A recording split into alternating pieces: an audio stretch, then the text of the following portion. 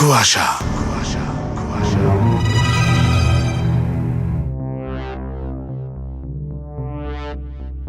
সবাইকে স্বাগত কুয়াশায়। আপনি শুনছেন এবিসি রেডিও 89.2 FM, আর সঙ্গে আছি শারমিন।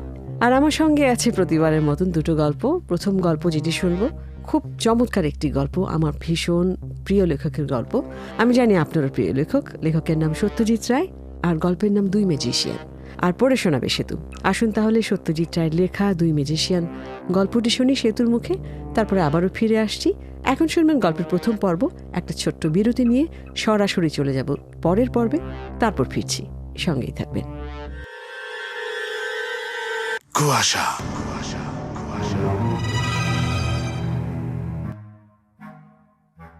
5, 6, 7, 8, 9, 10, 11।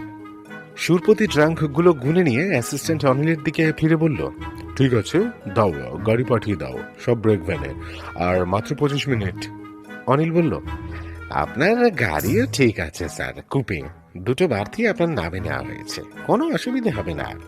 তারপর মুচকি হেসে বলল, হ্যাঁ, ঘাট সাহেবও আপনার একজন ভক্ত, নিউ এম্পায়ারে দেখেছেন আপনার শো। এই যে স্যার, আসুন এদিকে।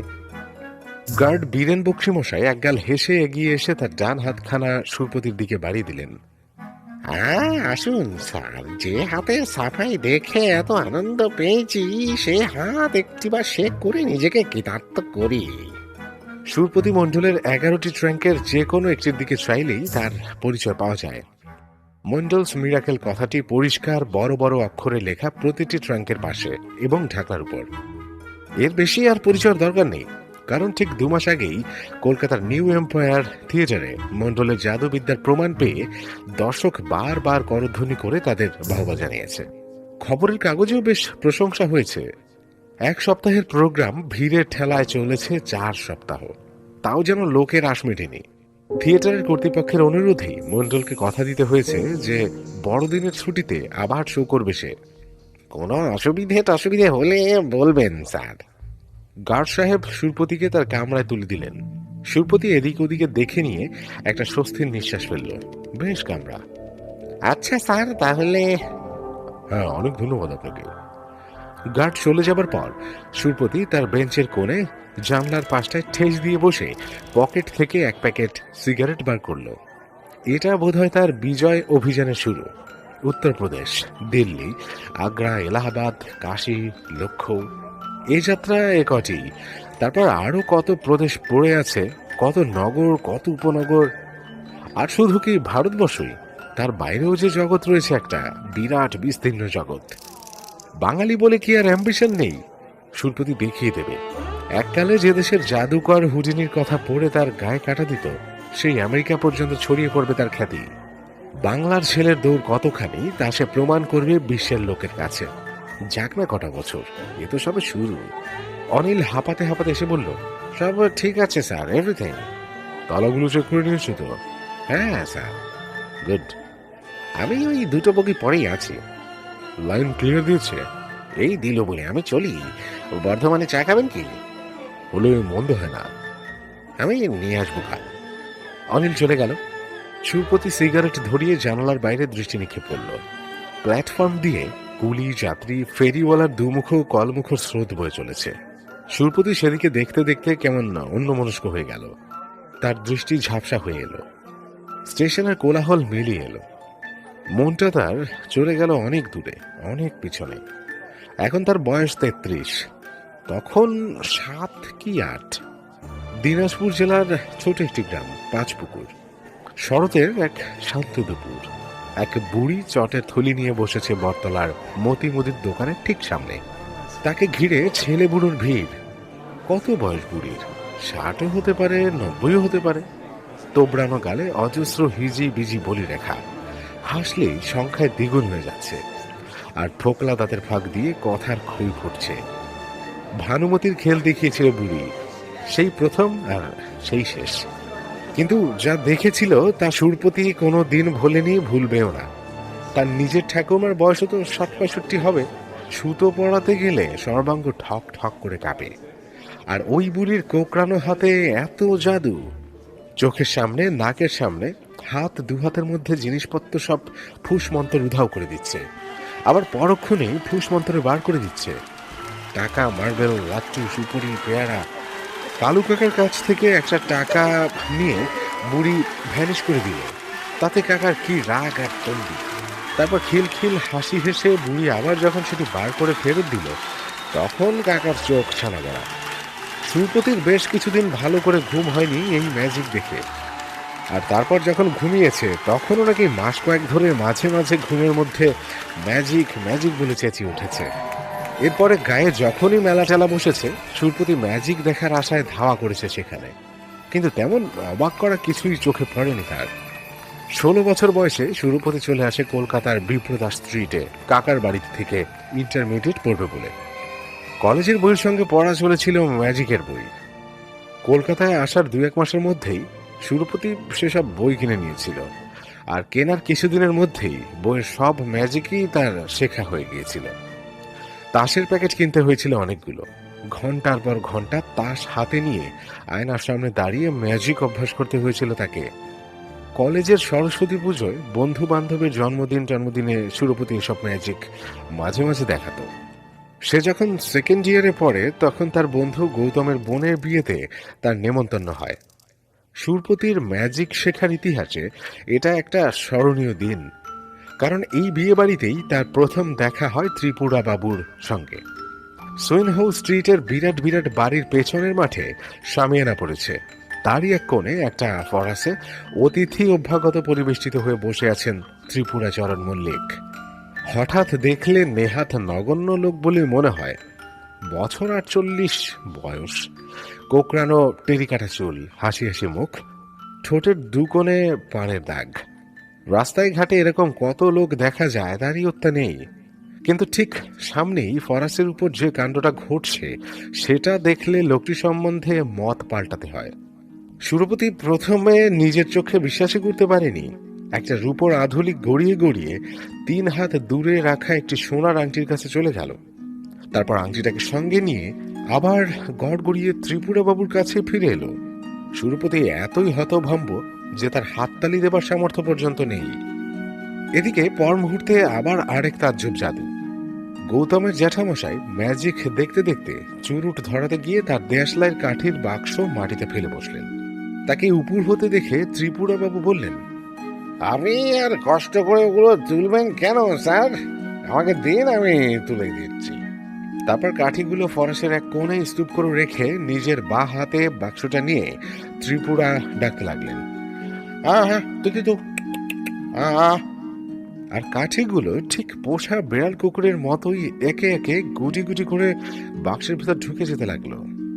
সেই রাত্রে খাওয়া দাওয়ার পর সুরপতি ভদ্রলোককে একটু একা পেয়ে তার সঙ্গে আলাপ করে। সুরপতির ম্যাজিকে আগ্রহ দেখে ভদ্রলোক খুবই অবাক হন। বলেন, বাঙালিরা ম্যাজিক দেখেই খালাস, দেখাবার লোক তো কই বড় একটা দেখি না। তোমার এদিকে ইন্টারেস্ট দেখে আমি সত্যি অবাক হচ্ছি।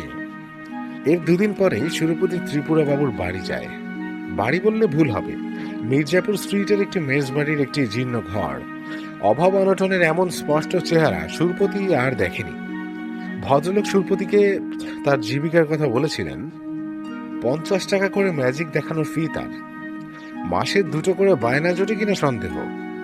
চেষ্টায় হয়তো আরো কিছুটা হতে পারত, কিন্তু সুরপতি বুঝেছিল ভদ্রলোকের সে চেষ্টাই নেই।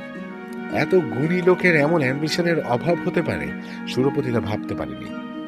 এর উল্লেখ করাতে ভদ্রলোক বললেন, কি হবে, ভালো জিনিসের কদর করবে কেউ এ পোড়া দেশে? কটা লোক সত্যিকারের আর্ট বোঝে বলো? খাঁটি আর বেকির তফাৎ কটা লোকে ধরতে পারে? সেদিন যে বিয়ের আসরে ম্যাজিকের তুমি অত তারিফ করলে, কই আর তো কেউ করলো না?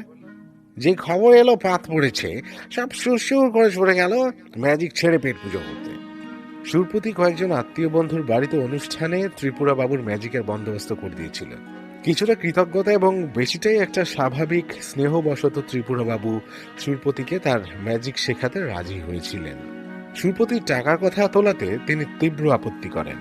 বলেন, তুমি ও কথা তুলো না, আমার একজন উত্তরাধিকারী হলো, এইটাই বড় কথা। তোমার যখন এত শখ, এত উৎসাহ, তখন আমি শেখাবো, তবে তাড়াহুড়ো করো না।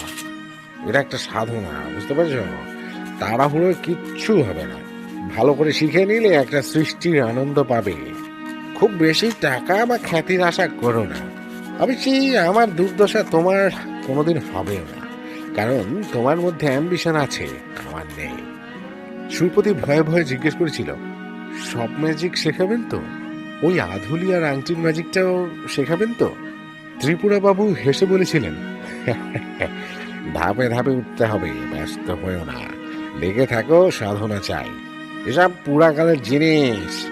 মানুষের মনে যখন সত্যিকারের জোর ছিল, একাগ্রতা ছিল, তখন উদ্ভব হয় এসব ম্যাজিকের। আজকের মানুষের পক্ষে মনকে সে স্তরে নিয়ে যাওয়া সহজ নয়। আমায় কত কাঠখড় পোড়াতে হয়েছে জানো? ত্রিপুরা বাবুর কাছে যখন প্রায় 6 মাস তালিম নেওয়া হয়ে গেছে, সেই সময় একটা ব্যাপার ঘটে। একদিন কলেজ যাবার পথে সুরপতি চৌরঙ্গির দিকে লক্ষ্য করল। চারিদিকে দেয়ালে, ল্যাম্পপোস্টে আর বাড়ির গায়ে রঙিন বিজ্ঞাপন পড়েছে, শেফাল্লে দি গ্রেট। কাছে গিয়ে বিজ্ঞাপন পড়ে সুরপতি বুঝল শেফাল্লে একজন বিখ্যাত ইতালীয় জাদুকর কলকাতায় আসছেন তার খেলা দেখাতে। সঙ্গে আসছেন সহ জাদুকরী মাদাম প্যালারমো। নিউ এম্পায়ারে 1 টাকার গ্যালারিতে বসে শেফাল্লোর ম্যাজিক দেখেছিল সুরপতি। আশ্চর্য, চোখ ধাঁধানো, মন বাঁধানো ম্যাজিক সব। এতদিন এসব ম্যাজিকের কথা সুরপতি কেবল বইয়ে পড়েছে। চোখের সামনে গোটা গোটা মানুষ ধোঁয়ায় মিলিয়ে যাচ্ছে, আবার আলাদিনের প্রদীপের ভেলকির মতো ধোঁয়ার কুণ্ডলির ভেতর থেকে বেরিয়ে আসছে। একটি মেয়েকে কাঠের বাক্সের মধ্যে পুড়ে বাক্সটাকে কড়া দিয়ে কেটে আধখানা করে দিলেন শেফাল্লে। আবার 5 মিনিট পরেই মেয়েটি হাসতে হাসতে বেরিয়ে এলো অন্য আরেকটা বাক্সের ভেতর থেকে। তার গায়ে একটি আঁচড়ও নেই।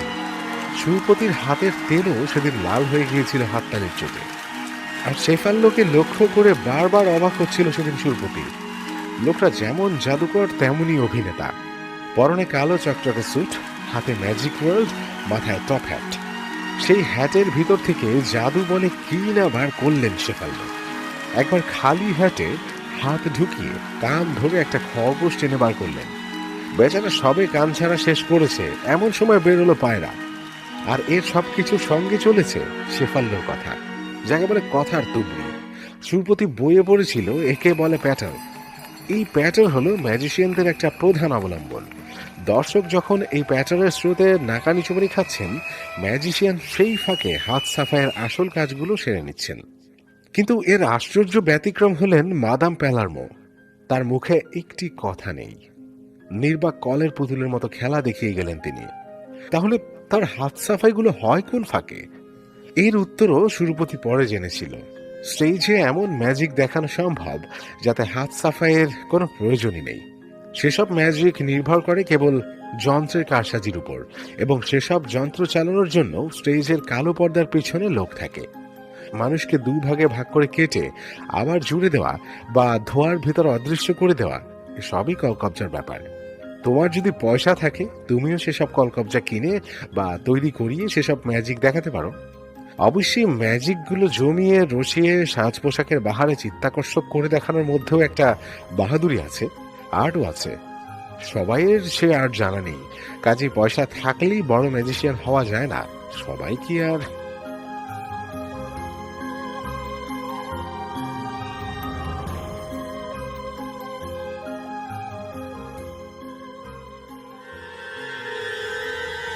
কুয়াশা।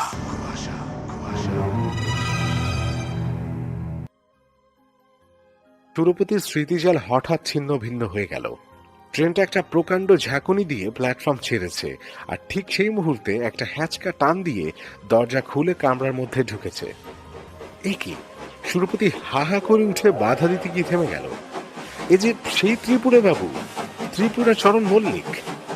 এরকম অভিজ্ঞতা সুরপতির আরো কয়েকবার হয়েছে। একজন পরিচিত লোকের সঙ্গে হয়তো আজকাল দেখা নেই, হঠাৎ একদিন তার কথা মনে পড়লো বা তার বিষয়ে আলোচনা হলো, আর পর মুহূর্তেই সশরীরে সেই লোক এসে হাজির। কিন্তু তাও সুরপতির মনে সন্দেহ হলো যে ত্রিপুরা বাবুর আজকের এই আবির্ভাবটা যেন আগের সব ঘটনাকে ম্লান করে দিয়েছে। সুরপতি কয়েক মুহূর্ত কোনো কথাই বলতে পারল না। ত্রিপুরা বাবুর ধুতির খুঁট দিয়ে কপালের ঘাম মুছে হাতের একটা পোটলা মেঝেতে রেখে সুরপতির বেঞ্চের বিপরীত কোণটাতে বসলেন। তারপর সুরপতির দিকে চেয়ে একটু হেসে বললেন, অবাক লাগছে না? সুরপতি কোনো মতে ঢোক গিলে বলল, অবাক মানে প্রথমত আপনি যে বেঁচে আছেন তাই আমার ধারণা ছিল না। কিরকম? আমি আমার বিয়ে পরীক্ষার কিছুদিন পরেই আপনার মেসে যাই, গিয়ে দেখি যে তালাবদ্ধ। ম্যানেজার বাবুর নাম ভুলে গেছি, বললেন যে আপনি নাকি গাড়ি চাপা পড়ে। ত্রিপুরা বাবু হো হো করে হেসে উঠলেন, বললেন, আর সেরকম হলে তো বেঁচেই যেতাম, অনেক ভাবনা চিন্তা থেকে রেহাই পেতাম। সুরপতি বলল, আর দ্বিতীয় কথা হচ্ছে যে আমি কিছুদিন আগেই আপনার কথা ভাবছিলাম। বলো কি? ত্রিপুরা বাবুর চোখে মুখে যেন একটা বিষাদের ছায়া পড়ল। আমার কথা ভাবছিলে?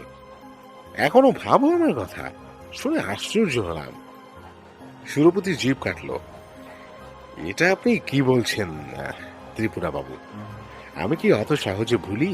আমার হাতে খড়ি যে আপনার হাতেই। আজ বিশেষ করে পুরনো দিনগুলোর কথা মনে পড়ছিল। আজ বাইরে যাচ্ছি শো দিতে, এই প্রথম বাংলার বাইরে। আমি যে এখন পেশাদারি ম্যাজিশিয়ান তা আপনি জানেন কি? ত্রিপুরা বাবু মাথা নাড়লেন। জানি, সবই জানি। সব জেনে শুনেই তোমার সঙ্গে দেখা করব বলেই আজ এসেছি। এই 12 বছর তুমি কি করেছো না করেছো, কিভাবে তুমি বড় হয়েছো, এই অবস্থায় এসে পৌঁছেছো, এর কোনোটাই আমার অজানা নেই। সেদিন নিউ এম্পায়ারে ছিলাম আমি প্রথম দিন, একেবারে পিছনের বেঞ্চিতে। সবাই তোমার কলাকৌশল কেমন অ্যাপ্রিসিয়েট করলো তা দেখলাম। কিছুটা গর্ব হচ্ছিল বটেই, কিন্তু ত্রিপুরা বাবু থেমে গেলেন। সুরপতিও কিছু বলার খুঁজে পেল না। কি বা বলবে সে? ত্রিপুরা বাবু যদি কিছুটা ক্ষুণ্ণবোধ করেন তাহলে তাকে দোষ দেওয়া যায় না। সত্যি উনি গোড়াপত্তনটা না করিয়ে দিলে সুরপতির আজ এতটা উন্নতি হতো না। আর তার প্রতিদানে সুরপতি কি বা করেছে? বরং উল্টেই 12 বছরে ক্রমশ তার মন থেকে ত্রিপুরা বাবুর স্মৃতি মুছে এসেছে। তার প্রতি কৃতজ্ঞতার ভাবটাও যেন কমে এসেছে। ত্রিপুরা বাবু আবার শুরু করলেন, গর্ব আমার হয়েছিল তোমার সেদিনের সাকসেস দেখে, কিন্তু তার সঙ্গে আফসোসও ছিল। কেন জানো? তুমি যে রাস্তা বেছে নিয়েছো সেটি খাঁটি ম্যাজিশিয়ানের রাস্তা নয়। তোমার ব্যাপারটা অনেকখানি লোক ভুলানোর রং তামাশা, অনেকখানি যন্ত্রের কৌশল। তোমার নিজের কৌশল নয়। অথচ আমার ম্যাজিক মনে আছে তোমার? সুরপতি ভোলেনি, কিন্তু সেই সঙ্গে এও মনে হচ্ছিল তার যে ত্রিপুরা বাবু যেন তার সেরা ম্যাজিকগুলো তাকে শেখাতে দ্বিধাবোধ করতেন। তিনি বলতেন, এখনো সময় লাগবে। সেই সময় আর কোনোদিনও আসেনি। তার আগেই এসে পড়ল শেফাল্য। শেফাল্যর জায়গায় নিজেকে কল্পনা করে সে অনেক স্বপ্নজাল বনে দেশে দেশে ম্যাজিক দেখিয়ে রোজগার করবে, নাম করবে, লোককে আনন্দ দেবে, লোকের হাততালি পাবে, বাহবা দেবে। ত্রিপুরা বাবু অন্যমনস্ক ভাবে জানলা দিয়ে বাইরে চেয়ে আছেন। সুরপতি তাকে একবার ভালো করে দেখল। ভদ্রলোককে সত্যি দুস্থ বলে মনে হচ্ছে। মাথার চুল প্রায় সমস্ত পেকে গেছে, গালের চামড়া আলগা হয়ে এসছে, চোখ ঢুকে গেছে কোটরের ভিতর। কিন্তু চোখের দৃষ্টি কি ম্লান হয়েছে কিছু? মনে তো হয় না। আশ্চর্য তীক্ষ্ণ চাহনি ভদ্রলোকে। ত্রিপুরা বাবু একটা দীর্ঘশ্বাস ফেলে বললেন, অবশ্যই কেন তুমি এ পথ বেছে নিয়েছো আমি জানি। তুমি বিশ্বাস করো, হয়তো আমি তার জন্য কিছুটা দায়ী। যে খাঁটি জিনিসের কদর নেই, স্টেজে ম্যাজিক চালাতে গেলে একটু চটক চাই, চাকচিক্য চাই, তাই নয় কি? সুরপ্রতি অস্বীকার করল না। শেফাল্য দেখার পর থেকেই তার এ ধারণা হয়েছিল। কিন্তু জাঁকজমক মানেই কি খারাপ? আজকাল দিনকাল বদলেছে।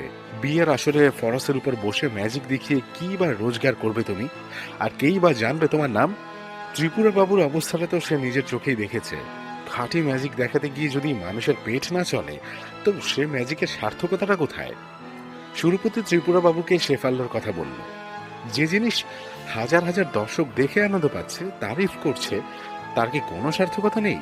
খাঁটি ম্যাজিক তো সুরপতি অশ্রদ্ধা করছে না, কিন্তু সে পথে কোনো ভবিষ্যৎ নেই। তাই সুরপতি এই পথ বেছে নিয়েছে। ত্রিপুরাবাবু হঠাৎ যেন উত্তেজিত হয়ে উঠলেন। বেঞ্চির উপর পা তুলে দিয়ে তিনি সুরপতির দিকে ঝুঁকে পড়লেন। শোনো সুরপতি, তুমি যদি সত্যিই বুঝতে পারতে আসল ম্যাজিক কি জিনিস, তাহলে তুমি নকলের পিছনে ধাওয়া করতে না। হাত সাফাই তো ওর শুধু একটা মাত্র অঙ্গ। অবশ্য তারও যে কত শ্রেণী বিভাগ আছে তার শেষ নেই। যৌগিক ক্রিয়ার মতো সেসব সাফাই মাসের পর মাস, বছরের পর বছর অভ্যাস করতে হয়। কিন্তু এছাড়া তো আরো কত কি আছে, হিপনোটিজম, কেবল চোখের চাহনির জোরে মানুষকে সম্পূর্ণ তোমার বশে এনে ফেলতে পারবে। এমন বশ করবে যে তোমার হাতে কাদা হয়ে যাবে। তারপর ক্লেয়ারভয়েন্স বা টেলিপ্যাথি বা থট রিডিং, অপরের চিন্তার জগতে তুমি অবাধ চলাফেরা করতে পারবে। একজনের নাড়ি টিপে বলে দেবে সে কি ভাবছে। তেমন তেমন শেখা হয়ে গেলে পরে তাকে স্পর্শও করতে হবে না। কেবল মিনিট খানিক তার চোখের দিকে চেয়ে থাকলেই তার মনের কথা, পেটের কথা সব জেনে ফেলবে। এসব কি ম্যাজিক? জগতের সব সেরা ম্যাজিকের মূল হচ্ছে এইসব জিনিস। এতে কলকবজার কোনো ব্যাপার নেই, আছে শুধু সাধনা, নিষ্ঠা আর একাগ্রতা। ত্রিপুরাবাবু দম নেবার জন্য থামলেন। ট্রেনের শব্দের জন্য তাকে গলা উঁচিয়ে কথা বলতে হচ্ছিল। তাতে বোধহয় তিনি আরো ক্লান্ত হয়ে পড়েছিলেন। এবারে তিনি সুরপতির দিকে আরো এগিয়ে এসে বললেন, আমি তোমাকে সবকিছুই শেখাতে চেয়েছিলাম, কিন্তু তুমি গ্রাহ্য করলে। তোমার দশ হইল না। একজন বিদেশি বুজরুকের বাইরের জাঁকজমক তোমার মাথা ঘুরিয়ে দিল। আসল পথ ছেড়ে যে পথে চট করে অর্থ হয়, খ্যাতি হয়, সেই পথে চলে গেলে তুমি। সুরপতি নির্বাক। সত্যি করে এর কোনো অভিযোগেরই প্রতিবাদ সে করতে পারে না। ত্রিপুরাবাবু এবার সুরপতির কাঁধে একটা হাত রেখে গলার স্বর একটু নরম করে বললেন, আমি তোমার কাছে একটা অনুরোধ নিয়ে এসেছি সুরপতি। আমায় দেখে বুঝেছো কিনা জানি না, আমার অবস্থা খুবই খারাপ। এত জাদু জানি, কিন্তু টাকা করার জাদুটা এখনো অজানা রয়ে গেছে। অ্যাম্বিশনের অভাবই আমার গাল হয়েছে, না হলে কি আর আমার অন্য চিন্তা করতে হয়? আমি এখন মরিয়া হয়েই এসেছি তোমার কাছে সুরপতি। আমি নিজে যে নিজের পায়ে দাঁড়াবো সে শক্তি আর নেই, বয়সও নেই। কিন্তু আমার এটুকু বিশ্বাস আছে যে আমার এই দুর্দিনে তুমি আমাকে কিছুটা স্যাক্রিফাইস করেও সাহায্য করবে। ব্যাস, তারপর আর তোমাকে বিরক্ত করব না। সুরপতির মনটা ধাঁধিয়ে উঠল। কি সাহায্য চাইছেন ভদ্রলোক? ত্রিপুরাবাবু বললেন, তোমার কাছে হয়তো প্ল্যানটা একটু রূঢ় বলে মনে হতে পারে, কিন্তু এছাড়া উপায় নেই। মুশকিল হচ্ছে কি, আমার যে শুধু টাকারই প্রয়োজন তা নয়। বুড়ো বয়সে একটা নতুন শখ হয়েছে জানো। একসঙ্গে অনেকগুলো লোকের সামনে আমার সেরা খেলাগুলো একবার দেখাতে ইচ্ছে করছে। হয়তো এই প্রথম এবং এই শেষবার। কিন্তু তাও এই শখটা কিছুতেই দমন করতে পারছি না সুরপতি। একটা অজানা আশঙ্কা সুরপতির বুকটাকে কাঁপিয়ে দিল। ত্রিপুরাবাবু এবার তার আসল প্রস্তাবটা পারলেন। লক্ষ্যতে তোমার ম্যাজিক দেখানোর ব্যবস্থা হয়েছে, তুমি সেখানেই যাচ্ছ। ধরো যদি শেষ মুহূর্তে তোমার অসুখ করে, দর্শককে একেবারে হতাশ করে ফিরিয়ে দেবার চেয়ে ধরো যদি তোমার জায়গায় আর কেউ। সুরপতি হকচকিয়ে গেল। ত্রিপুরাবাবু বললেন কি? সত্যিই মরিয়া হয়েছেন ভদ্রলোক, না হলে এমন অদ্ভুত প্রস্তাব করেন কি করে? সুরপতি চুপ করে আসে দেখে ত্রিপুরাবাবু বললেন, অনিবার্য কারণ হেতু তোমার বদলে তোমার গুরু ম্যাজিক দেখাবেন। এইভাবেই খবরটা দিয়ে দেবে তুমি। এতে কি লোক খুব হতাশ হবে বলে মনে হয়? আমার তো মনে হয় না। আমার দৃঢ় বিশ্বাস যে আমার ম্যাজিক লোকের ভালোই লাগবে। কিন্তু তাও আমি প্রস্তাব করি যে প্রথম দিনের হিসেবে তোমার যা টাকা পাওনা হতো তার অর্ধেক তুমিই পাবে, আর আমার ভাগে যা থাকবে তাতেই আমার চলে যাবে। তারপর তুমি যেমন চলছো চলো, আমি আর তোমাকে বিরক্ত করব না। কেবল এই একদিনের সুযোগটুকু তোমাকে করে দিতেই হবে সুরপতি। সুরপতির মাথা গরম হয়ে উঠছে। অসম্ভব! আপনি কি বলছেন আপনি নিজেই বুঝতে পারছেন না ত্রিপুরাবাবু। বাংলার বাইরে এই আমার প্রথম প্রদর্শনী। লক্ষ্যের সইয়ের উপর কত কিছু নির্ভর করছে তা আপনি বুঝতে পারছেন না। আমার কেরিয়ারের গোড়াতেই আমি একটা মিথ্যার আশ্রয় নেব? কি করে ভাবছেন আপনি এমন কথা? ত্রিপুরাবাবু স্থির দৃষ্টিতে সুরপতির দিকে চেয়ে রইলেন কিছুক্ষণ। তারপর ট্রেনের শব্দের উপর দিয়ে তার ধীর সংযত কণ্ঠস্বর সুরপতির কানে ভেসে এল। সেই আধুলি আর আংটির ম্যাজিকের উপর তোমার এখনো লোভ আছে কি? সুরপতি চমকে উঠল, কিন্তু ত্রিপুরাবাবুর চাহনিতে কোনো পরিবর্তন নেই। কেন? ত্রিপুরাবাবু মৃদু হেসে বললেন, তুমি যদি প্রস্তাবে রাজি হও তো তাহলে আমি তোমায় ম্যাজিকটা শিখিয়ে দেব। যদি এখন কথা দাও তো এখনই, আর যদি না দাও। হুইসেলের বিকট শব্দে একটা হাওড়াগামী ট্রেন সুরপতিতে ট্রেনের পাশ দিয়ে বেরিয়ে গেল। তার কামরার আলো ত্রিপুরাবাবুর চোখ বরাবর ধক করে জ্বলে উঠল। আলো আর শব্দ মিলিয়ে গেলে পর সুরপতি জিজ্ঞেস করল, আর যদি রাজি না হই? তাহলে ফল ভালো হবে না সুরপতি। তোমার একটা কথা জানা দরকার। আমি যদি দর্শকদের মধ্যে উপস্থিত থাকি, তাহলে ইচ্ছে করলে আমি যে কোনো জাদুকরকে অপদস্থ, নাকাও, এমনকি একেবারে অকেজও করে দিতে পারি। ত্রিপুরা বাবু তার কোটের পকেট থেকে এক জোড়া তাস সুরপতির দিকে এগিয়ে দিলেন। দেখাও তো দেখি তোমার হাত সাফাই। কঠিন কিছু না, একেবারে প্রাথমিক সাফাই। পিছনের এই গোলামটা সামনের এই তীরের উপর নিয়ে এসো দেখি হাতের ঝাঁকানিতে। আয়নার সামনে দাঁড়িয়ে 16 বছর বয়সে সুরপতির এই সাফাইটা আয়ত্ত করতে লেগেছিল মাত্র 7 দিন। আর আজ সুরপতি তাসে হাত দিয়ে দেখলো তার আঙুল অবশ হয়ে আসছে। শুধু আঙুল নয়, আঙুল, কবজি, কনুই, একেবারে পুরো হাতই অবশ। ঝাপসা চোখে সুরপতি দেখল ত্রিপুরা বাবুর ঠোঁটের কোণে এক অদ্ভুত হাসি। এক অমানসিক তীক্ষ্ণ দৃষ্টিতে চেয়ে রয়েছেন তিনি সুরপতির চোখের দিকে। সুরপতির কপাল ঘেমে গেল। সর্বাঙ্গে একটা কাঁপুনির লক্ষণ অনুভব করলো সে। এবার বুঝেছ আমার ক্ষমতা। সুরপতির হাত থেকে তাসের প্যাকেটটা আপনা থেকেই পড়ে গেল বেঞ্চির উপরে। ত্রিপুরা বাবু তাসগুলো গোছ করে তুলে নিয়ে গম্ভীর গলায় বললেন, রাজি আছো? সুরপতির অসুস্থ অবশ ভাবটা কেটে গেছে। সে ক্লান্ত ক্ষীণ কণ্ঠে জিজ্ঞাসা করল, ম্যাজিকটা শেখাবেন তো? ত্রিপুরা বাবু তার ডান হাতের তর্জনী সুরপতির নাকের সামনে তুলে ধরে বললেন, লক্ষ্যের প্রথম শোতে তোমার অসুস্থতা হেতু তোমার পরিবর্তে তোমার গুরু ত্রিপুরাচরণ মল্লিক তার জাদুবিদ্যা প্রদর্শন করবেন, তাই তো? হ্যাঁ, তাই। তুমি তোমার প্রাপ্য টাকার অর্ধেক আমাকে দেবে, ঠিক তো? ঠিক। তবে এসো। সুরপতি পকেট হাতড়ে একটা আধুলি আর নিজের আঙ্গুল থেকে পলাশ বসানো আংটিটা খুলে ত্রিপুরা বাবুকে দিল। বর্ধমানে গাড়ি থামতে চা নিয়ে তার বসের কামরার সামনে এসে অনিল দেখে সুরপতি ঘুমে অচেতন। অনিল একটু ইতস্তত করে একবার স্যার বলে মৃদু শব্দ করতেই সুরপতি ধড়মড়িয়ে উঠে বসলেন। কি ব্যাপার? আপনার চা এনেছি স্যার, ডিস্টার্ব করলুম, কিছু মনে করবেন না। কিন্তু সুরপতি উদ্ভ্রান্ত দৃষ্টিতে কামরার এদিক ওদিক দেখতে লাগলো। কি হলো স্যার বলুন তো? ত্রিপুরা বাবু? অনিল হতভম্ব। না, উনি তো সেই 51-এ বাস চাপা পড়ে। কিন্তু আমার আংটি? কোন আংটি স্যার? আপনার পলাটা তো হাতেই রয়েছে। হ্যাঁ, আর? সুরপতি পকেটে হাত দিয়ে একটা আধুলি বার করলো। অনিল লক্ষ্য করলো সুরপতির হাত থর থর করে কাঁপছে। অনিল, ভেতরে এসো তো একবার, চট করে এসো। ওই জানালাগুলো বন্ধ করো। হ্যাঁ, এইবার দেখো। সুরপতি বেঞ্চির এক মাথায় আংটি আর অন্য মাথায় আধুলিটা রাখলো। তারপর ইষ্টনাম জপ করে যা থাকে কপালে করে স্বপ্নে পাওয়া কৌশল প্রয়োগ করলো আধুলির দিকে তীব্র সংহত দৃষ্টি নিক্ষেপ করে। আধুলিটা বাধ্য ছেলের মতো গড়িয়ে আংটির কাছে গিয়ে সেটাকে সঙ্গে নিয়ে সুরপতির কাছে গড়িয়ে ফিরে এলো। অনিলের হাত থেকে চায়ের পেয়ালাটা পড়ে যেত যদি না সুরপতি অদ্ভুত হাত সাফাইয়ের বলে সেটাকে করার পূর্ব মুহূর্তে নিজের হাতে নিয়ে নিত। লক্ষ্যে জাদু প্রদর্শনীর প্রথম দিন পর্দা উঠলে পর সুরপতি মণ্ডল সমবেত দর্শক মণ্ডলীর সামনে উপস্থিত হয়ে তার স্বর্গত জাদুবিদ্যা শিক্ষক ত্রিপুরাচরণ মল্লিকের প্রতি শ্রদ্ধা জ্ঞাপন করল। আজ প্রদর্শনীর শেষ খেলা, যেটাকে সুরপতি খাঁটি দেশি ম্যাজিক বলে আখ্যা দিল, আংটি ও আধুলির খেলা হলো।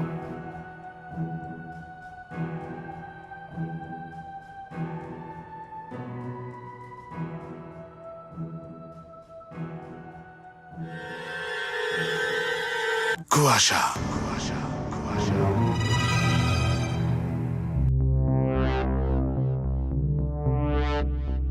এতক্ষণে শেষ হলো দুই ম্যাজিশিয়ান সত্যজিৎ রায় লেখা গল্প এবং পড়ে শোনালো সেতু। আর সময় হয়ে গেছে আমাদের দ্বিতীয় গল্পে যাবার। আপনি আছেন শারমিনের সঙ্গে কুয়াশায়, শুনছেন এবিসি রেডিও 89.2 FM। আজকের গল্পটি লিখেছেন সাদিয়া ইসলাম বৃষ্টি। গল্পের নাম প্রতিবারের মতন একেবারে শেষে শুনবেন। আসুন তাহলে গল্পের প্রথম পর্ব শুনি, তারপরে আবারও ফিরে আসছি। কুয়াশা।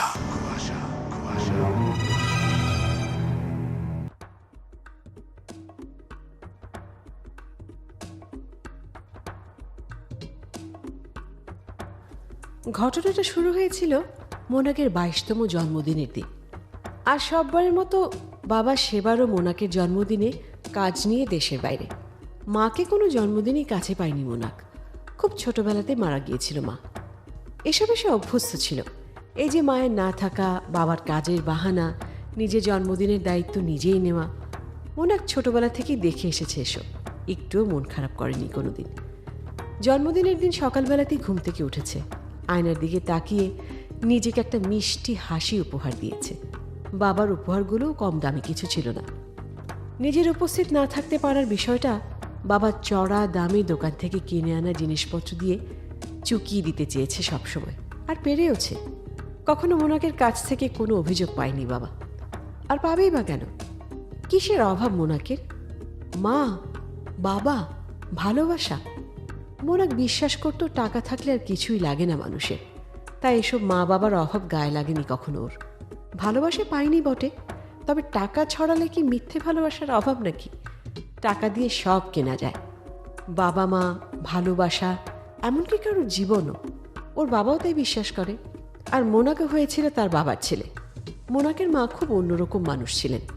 রহিম চাচার কাছ থেকে শুনেছে মোনাক মায়ের কথা। মা কারো কষ্ট দুই চোখে দেখতে পারতো না। বাবার এত কাজ নিয়ে খুব মন খারাপ করত। মাঝে মাঝে ভাবে মোনাক, ভাগ্যিস সে তার মায়ের মতো হয়নি। কিন্তু ওর 22তম জন্মদিনের দিন পুরো ব্যাপারটাই যেন উল্টে গেল। সকালবেলাও সব ঠিকঠাক ছিল। ছোট সাহেব, নাস্তা কইরা নেন। নিচ্ছি, নাস্তা দাও। আজকে আচানক সকাল সকাল উঠে গেলেন যে বাপ, শরীর খারাপ করছে নাকি? আরে না, শরীর আবার আমার খারাপ করে নাকি? করে না আবার? সে যে কয়দিন আগে আপনার ডায়াবেটিক্স বাইরে গেল গা, কি যে ভয় পাইছিলাম। কিছুদিন আগে কি বলছো চাচা? সে তো প্রায় মাস 7 আগের কথা। তখন একটু ঝামেলা হয়েছিল, কিন্তু এখন কি আর সেসব আছে? তুমি খাইয়ে দাইয়ে ঠিক করে ফেলেছো না? কি জানি বাপ, ডায়াবেটিক্স রোগটা জানতাম বুড়োদের হয়। তোমার না হইলে কিন্তু জানতেও পারতাম না যে বাচ্চা পোলাপানদেরও এই রোগটা হয়। বাচ্চা? কি যে বলো চাচা, আজকে একটা স্পেশাল দিন। বলো তো কি? কি জানি না তো বাপ, তোমাদের বাসায় আলাদা করে কোন দিনটাই বা বোঝা যায়? সব দিনই তো একই রকম। কিন্তু তারপরেও আমাকে তুমি এত দিন ধরে দেখছো, ছোট থেকে মানুষ করলে, আমার জন্মদিনটা মনে রাখবে না? আরে ছোট ভাইজানের আজকে জন্মদিন নাকি? কি বলেন? বয়স হয়ে যায় বাপ, কি করব বলো? থাক থাক, আর এমন হুটোপাটা করতে হবে না। আজকে তো বাড়িতে খাবা, তাই না বাপজান? হ্যাঁ, বাসাতেই খাবো। আজ তুমি একটু খুব ভালো করে রান্না করো, আমার কিছু বন্ধু বান্ধব আসবে। আচ্ছা, ইলিশ মাছ রান্না করব বাপ। এই সময় ইলিশ পাবা কই তুমি?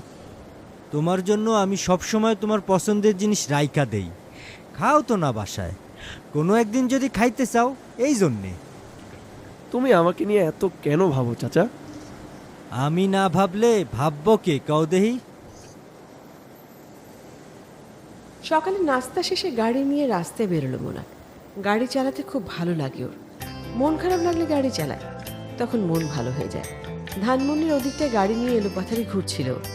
সিদ্ধান্ত নিতে পারছিল না। ওই দিন সিনথিয়া মেয়েটা ইঙ্গিত করে জানিয়েছিল মোনাককে ওর ভালো লাগে। ঠিক বুঝতে পারেনি মোনাক এর মানে কি। ওকে মোনাকের ব্যাপারে আগ্রহী, আর হলে ঠিক কতটা আগ্রহী? ওকে কি আজ বাসায় ডাকা যায় জন্মদিনের পার্টিতে? আরও কত কি ভেবেছে যাচ্ছিল কে জানে। কিন্তু হঠাৎ সব ভাবনা থেমে গেল, মাথাটা চক্কর দিয়ে উঠল। গাড়িটা কোথাও আঘাত করলো নাকি, কোনো গাছে? কিছু বুঝতে পারলো না মোনাক। কেবল মানুষের একটা অস্পষ্ট চিৎকার শুনল। উঠতে গিয়ে বুঝতে পারলো মোনাক আসলে সে ঠিক নেই। শুধু তাই না, নিজের চোখটাও খুলতে পারছে না। আচ্ছা, কি হচ্ছে ওর? ও কি তাহলে মরতে বসেছে নাকি? ব্যাস, এরপর আর কিছুই মনে নেই মোনাকের। চাচার কান্না, অবশ শরীর, চিন্তা, জন্মদিন, সব কিছু ভুলে শান্তির ঘুমে ঢলে পড়ল মোনাক। মোনাক হাসান, বিখ্যাত শিল্পপতি সৌরভ হাসানের ছেলে মোনাক হাসান। কতক্ষণ ঘুমিয়েছিল বা অচেতন হয়েছিল সেটা ঠিক মনে নেই মোনাকের। যখন চোখ মেলল তখন সে একা, এক অন্ধকার ঘরে। হ্যালো হ্যালো, কেউ আছেন? কেউ শুনতে পাচ্ছেন? এই যে আছেন কেউ? এটা কোথায়? কেউ আছেন? এত অন্ধকার কেন? আমি আছি। তুমি আমাকে দেখতে পাচ্ছ? তুমি কি করে এলে এখানে? আমি তো কিছুই বুঝতে পারছি না। তুমি কই? আমাকে দেখতে পাচ্ছ? আমাকে এখান থেকে বের করে নিয়ে যাবে প্লিজ? আমি পাচ্ছি না দেখতে তোমাকে। তুমি কে? আমি মোনাক। আমি রোজি। আমরা কবরের ভিতরে আছি। কবর? কবরের ভেতরে আমি এলাম কিভাবে? এখানে আমাকে রেখে গেল কি? রোজি, রোজি তুমি শুনতে পাচ্ছ? হ্যাঁ পাচ্ছি। আমি মরে গিয়েছিলাম, তাই ওরা আমাকে এখানে রেখে গেছে। মানে মরে গেলে তুমি আমার সাথে কথা বলছো কিভাবে? পারো নাকি? তুমিও তো এখানে। তুমি কি করে এলে কবরের ভিতরে? আমি বিশ্বাস করি না এরকম। তাহলে বের হওয়ার চেষ্টা করে দেখো। আমি অনেকক্ষণ ধরে চেষ্টা চালাচ্ছি, কিন্তু কিছুই হচ্ছে না। আমার একটা কফিন, লোহার কফিন। আমি এটা ভাঙতেও পারবো না।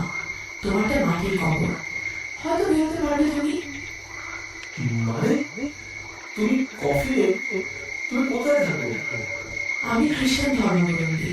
ওভাবে বলতে গেলে আমি থাকি পাশে, কলকাতা। মরার পর অবশ্য এখন এই লোহার কফিনে আটকে আছি। তুমি মরে গিয়েছো? আমি কথা বলছো কিভাবে আমার সাথে? যেভাবে তুমি বলছো। তোমার বাসা কোথায়? আমি বাংলাদেশি থাকি। তুমি এত সহজভাবে কি করে কথা বলছো বুঝি? আর একটু পর তুমি সত্যি মরে যাবে আমাকে। সহজভাবে কথা না বললে মরবো না নাকি? তাহলে চলো খুব ঢাকাঢাকি করি। আমার তো ওঠে করে লাভ নেই। তুমি বসে থেকো না, নখ আছে না, সেটা দিয়ে মাটি তুলতে চেষ্টা করো। কে জানে, আমাদের একজন হয়তো বেঁচে গেলেও যেতে পারে। রোজি, আমি তোমাকে দেখতে চাই। দেখছো না? ঠিক করে দেখতে পাচ্ছি না। তুমি একটু এপাশ ফিরবে? হালকা হালকা চোখ সরে গিয়েছে। একটু দেখি তোমাকে। না মোনাক, তুমি আমাকে দেখে কি করবে? তোমার এখন পৃথিবীর আলো দেখতে হবে। চেষ্টা করো প্লিজ। ওপারে গিয়ে যদি দেখি তুমি বেঁচে গিয়েছো, শান্তি পাবো। তুমি খুব কঠিন একটা মেয়ে। হয়তো। অনেকক্ষণ তো চেষ্টা করলাম। আমার হাতের নখ ভেঙে গিয়েছে, রক্ত পড়ছে, তাও আমি কাঁদিনি একবার। আমি তো কঠিনই। তুমি প্লিজ চেষ্টা করো। আগে তোমাকে একবার দেখি। দেখো, এই পাশ ফিরলাম। রোজি, তুমি দেখতে একেবারে আমার মায়ের মতো। মা ডেকে বসো না আবার। তুমি হাসছো। তাহলে কি করবো? আচ্ছা, আমি চেষ্টা করছি। তুমি বলো তো, এখানে এলে কি করে তুমি? গল্পটা খুব একটা ভালো না। তুমি কি কখনো কাউকে ভালোবেসেছো? না, তোমরা যাকে প্রেম হয় বলো, আমি আসলে সেটা। আমি মেয়েদের কখনো ভালোবাসিনি। বাবার অনেক টাকা, সেই টাকাও উঠেছি সারা জীবন। এরা টাকা দেখেই কাছে এসেছি।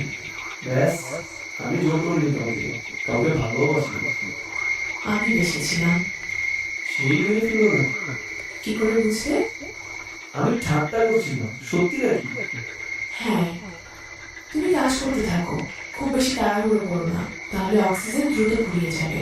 তুমি ক্লান্ত হয়ে যাবে। আস্তে আস্তে চেষ্টা করে যাও। তো যা বলছিলাম, ব্যাপারটি সত্যি। আমি কলেজ পাশ করেছি তখন কেবল। সে সময় একটা ছেলের সাথে আমার পরিচয়। কলেজের যে দিক থেকে বাসে উঠতাম, সেদিকেই দাঁড়িয়ে থাকতো রোজ আমার জন্য। বল, কলকাতায় এরকম মেকআপেরও হয় নাকি? না, আমি অতটা ন্যাকাটাই না, কিন্তু কিন্তু একটা সময় হয়ে গেলাম।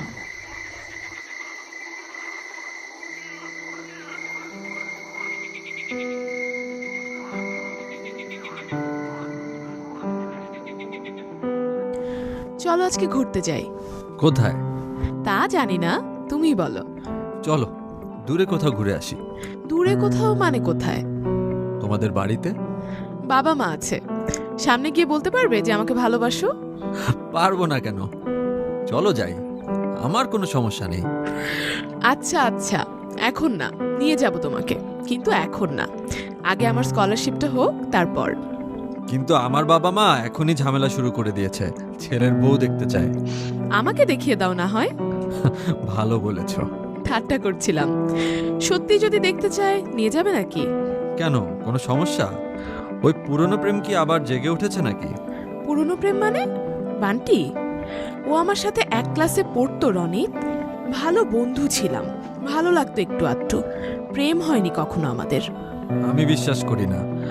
বাবা মা এখানে থাকলে অনেক আগেই তোমাকে ওদের কাছে নিয়ে যেতাম। কোথায় থাকেন এখন ওরা? সুইডেন, ওখানেই সেটেলড। তোমাকে বিয়ে করলে ওখানেও একটা অনুষ্ঠান করতে হবে। ওইদিকেও অনেক মানুষ পরিচিত আছে তো আমাদের। আচ্ছা বাবা, আচ্ছা, আগে আমার স্কলারশিপটা না হয় পেয়ে নি, তারপর সবকিছু হবে। বাহ, বেশ ভালোই তো আগাচ্ছিল। ছেলে কি অনেক বড় লোক ছিল নাকি? মনে তো হচ্ছে তাই। বাবা মাও রাজি, তোমার স্কলারশিপটা হলেই সব ঝামেলা শেষ। তাহলে হঠাৎ কি হলো? স্কলারশিপটা পাওনি নাকি? পেয়েছিলাম, কিন্তু যাওয়া হয়নি বাইরে পড়তে। কেন? এত চেষ্টা করলে স্কলারশিপের জন্য, তাহলে গেলে না কেন? ও যেতে দিল না, আমিও গেলাম না।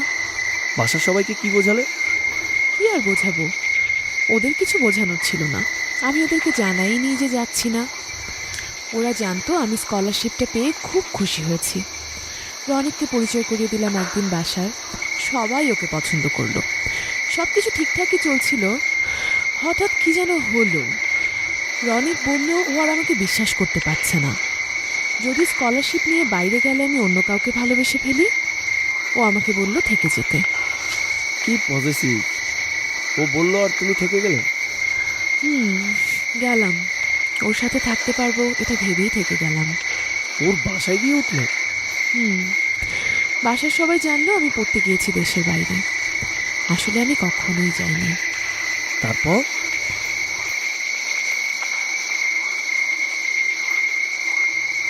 কবরের খুটখুটে অন্ধকার এখন অনেকটাই গাঢ় হয়ে গিয়েছে। হালকা নীলচে আভা আলো যেন ঘুরে বেড়াচ্ছে পুরো কবরময়। তার ভিতরে চেষ্টা করে চলেছি মোনা মাটি খুঁড়তে, আর রোজি শোনাচ্ছে কুয়াশা।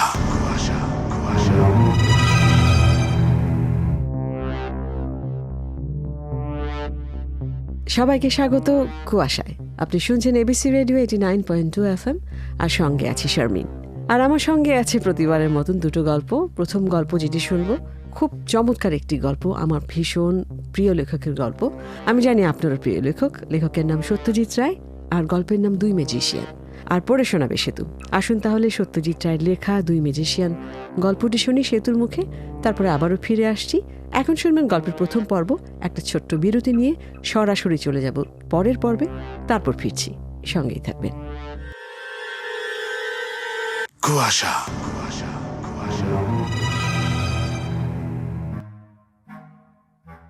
পাঁচ, ছয়, সাত, আট, নয়, 10, 11। সুরপতি ড্রাঙ্কগুলো গুনে নিয়ে অ্যাসিস্ট্যান্ট অনিলের দিকে ফিরে বলল, ঠিক আছে, দাও, গাড়ি পাঠিয়ে দাও, সব ব্রেক ভ্যানে। আর মাত্র শেষমেশ আমার একমাত্র কথা বলার লোক হয়ে গেল বান্টি। আর রনিতের কোনো সমস্যা নেই দেখে আমিও কিছু বলতাম না। সারাদিন একা বসে থেকে যে এতটা খারাপ লাগতো সেটা কেটে যেত বান্টির সাথে আড্ডা মারলে। একটা সময় তো আমি নিজেই ওকে ফোন করে আসতে বললাম। কুয়াশা।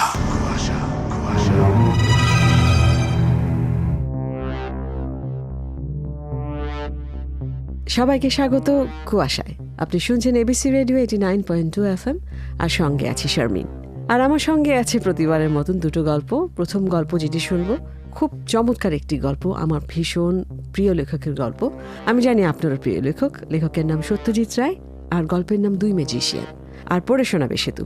আসুন তাহলে সত্যজিৎ রায়ের লেখা দুই ম্যাজিশিয়ান গল্পটি শুনি সেতুর মুখে, তারপরে আবারও ফিরে আসছি। এখন শুনবেন গল্পের প্রথম পর্ব। একটা ছোট্ট বিরতি নিয়ে সরাসরি চলে যাব পরের পর্বে, তারপর ফিরছি। সঙ্গেই থাকবেন। কুয়াশা।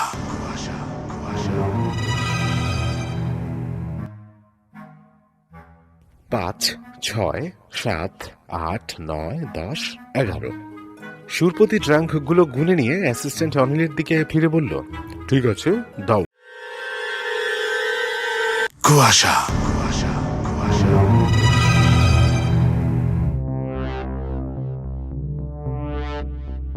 সবাইকে স্বাগত কুয়াশায়। আপনি শুনছেন এবিসি রেডিও 89.2 FM, আর সঙ্গে আছি শারমিন। আর আমার সঙ্গে আছে প্রতিবারের মতন দুটো গল্প। প্রথম গল্প যেটি শুনবো খুব চমৎকার একটি গল্প, আমার ভীষণ প্রিয় লেখকের গল্প। আমি জানি আপনারও প্রিয় লেখক। লেখকের নাম সত্যজিৎ রায়, আর গল্পের নাম দুই ম্যাজিশিয়ান। আর পড়ে শোনাবে সেতু। আসুন তাহলে সত্যজিৎ রায়ের লেখা 2 ম্যাজিশিয়ান গল্পটি শুনি সেতুর মুখে, তারপরে আবারও ফিরে আসছি। এখন শুনবেন গল্পের প্রথম পর্ব। একটা ছোট্ট বিরতি নিয়ে সরাসরি চলে যাব পরের পর্বে, তারপর ফিরছি, সঙ্গেই থাকবেন। কুয়াশা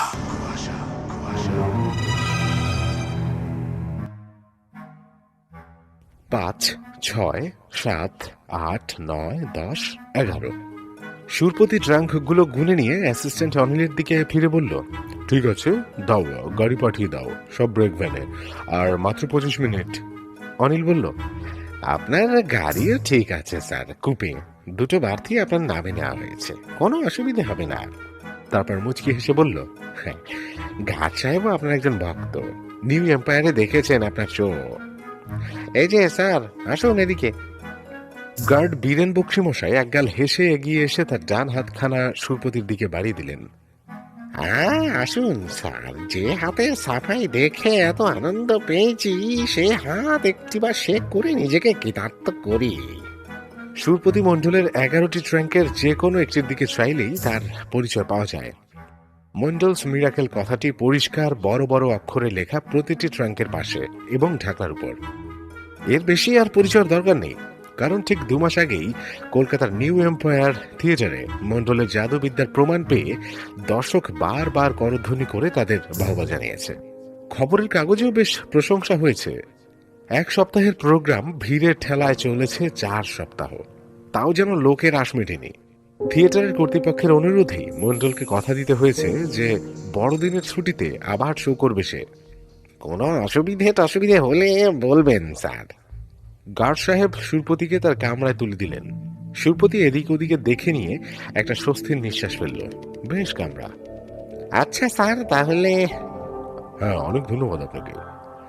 গার্ড চলে যাবার পর সুরপতি তার বেঞ্চের কোণে জানলার পাশটায় ঠেস দিয়ে বসে পকেট থেকে 1 প্যাকেট সিগারেট বার করলো। এটা বোধহয় তার বিজয় অভিযানের শুরু। উত্তরপ্রদেশ, দিল্লি, আগ্রা, এলাহাবাদ, কাশী, লক্ষ্ণৌ, এই যাত্রা কটি। তারপর আরো কত প্রদেশ পড়ে আছে, কত নগর, কত উপনগর। আর শুধু কি ভারতবর্ষই, তার বাইরেও যে জগৎ রয়েছে, একটা বিরাট বিস্তীর্ণ জগৎ। বাঙালি বলে কি আর অ্যাম্বিশন নেই? সুরপতি দেখিয়ে দেবে। এককালে যে দেশের জাদুকর হুডিনির কথা পড়ে তার গায়ে কাটা দিত, সেই আমেরিকা পর্যন্ত। পৃথিবীর খুব কম মানুষই এমন অবস্থা থেকে বেঁচে ফিরেছে। আর তুমি? আমার ব্যাপারটা এখনো আমি শিওর না। আমার গলা চেপে ধরার কারণে শ্বাস বন্ধ হয়ে আমিও হয়তো কোমায় চলে গিয়েছিলাম। আর না গেলেই বা কি, আমি জ্যান্ত থাকলেও তো আমাকে মেরেই ফেলতো। কিন্তু একটা ব্যাপার বুঝতে পারছি না। কি ব্যাপার? আমরা একজন আরেকজনকে দেখতে পাচ্ছি কিভাবে? আমি কলকাতায়, তুমি বাংলাদেশে, কি করে দেখা হচ্ছে আমাদের? এই এই মাটি পড়ছে তোমার গায়ে, তোমাকে আরো ভালো দেখতে পাচ্ছি আমি। তার মানে তোমার কবরটা খুলে যাচ্ছে। রোজি, তোমাকে আমি কোথায় গেলে দেখতে পাবো? কিছু একটা বলে যাও। তোমাকে আমি আর দেখতে পাচ্ছি না। কারণ তুমি বাঁচতে যাচ্ছ, আমি হয়তো মরে যাব। আমাকে কোথায় পাবে জেনে কি করবে? তোমাকে খুঁজে বের করে ওই খুনি ছেলেটাকে শাস্তি দিব। পারবে মোনাক? আমি কলকাতার সল্টলেকের 233 নম্বর বাড়িতে ছিলাম। ওটাই ছিল রনিতের বাড়ি। আমি ওই বাড়িতে কিনা তাও জানি না। তাও খুঁজো আমাকে, কেউ তো আমাকে খুঁজুক। মোনাক, আমি তোমাকে ঠিকই খুঁজে বের করে ফেলবো রোজি, একটু অপেক্ষা করো। আমি বেরিয়েই তোমার কাছে চলে যাব, তোমাকে বের করে আনবো। রোজি, রোজি। আপনি বাচ্চা আছেন ছোট সাপ? রহিম চাচা? ডাক্তার বলেছিলেন মোনাকে শরীর নাকি দুর্বল, বেশ দুর্বল। মোনা কিছুই জানতে চায়নি, বুঝতেও চায়নি। ও খালি চাচ্ছিল কলকাতা যেতে, 233 নম্বর বাড়িতে যেতে। রোজের কষ্ট হচ্ছে, হয়তো এখন গেলেই ওকে বাঁচানো যাবে। এতক্ষণ একটা কফিনের ভেতর বাতাস ঢোকার কথা না, তাও মনে আশা হয়তো বেঁচে আছে, হয়তো মোনাক গেলেই। কিন্তু তবু 2টা দিন সবার কড়া নজরে আর ঘুমের ওষুধের ঘরে থাকতে হলো ওকে। 3য় দিন কিছু টাকা পয়সা আর পাসপোর্টটা নিয়ে বেরিয়ে পড়ল মোনাক। উদ্দেশ্য কলকাতার সল্টলেক 233 নম্বর বাড়ি। বাড়িটা খুঁজে পেতে খুব একটা ঝামেলা হলো না। বিশাল বড় বাড়ি, মানুষ খুব একটা থাকে বলে মনে হলো না। Mona calling bell chapel.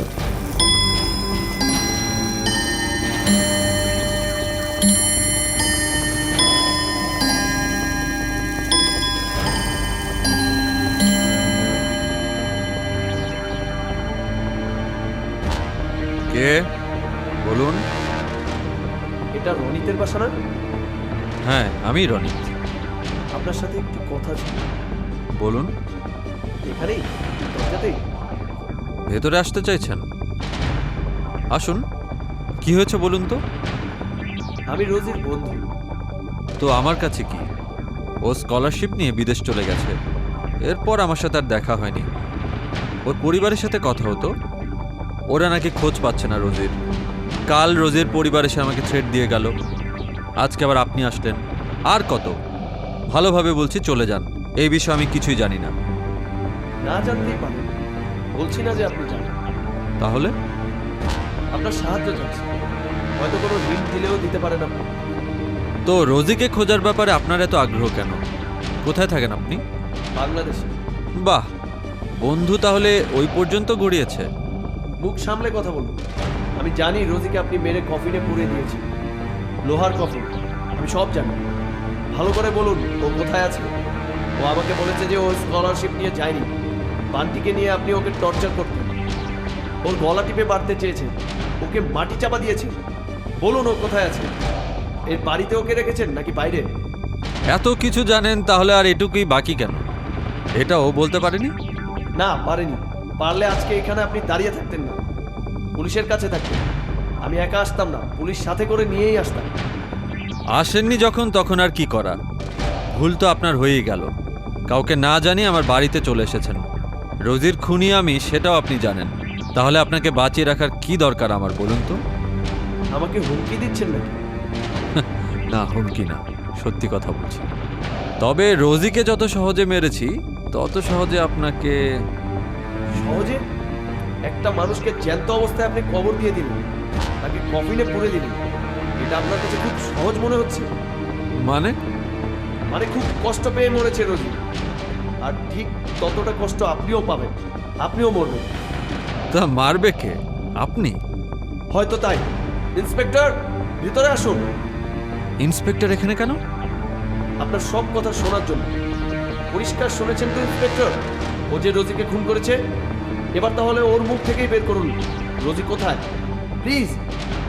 সেই চেষ্টা করে সুবিধা হবে না, আমি কখনোই মুখ খুলব না।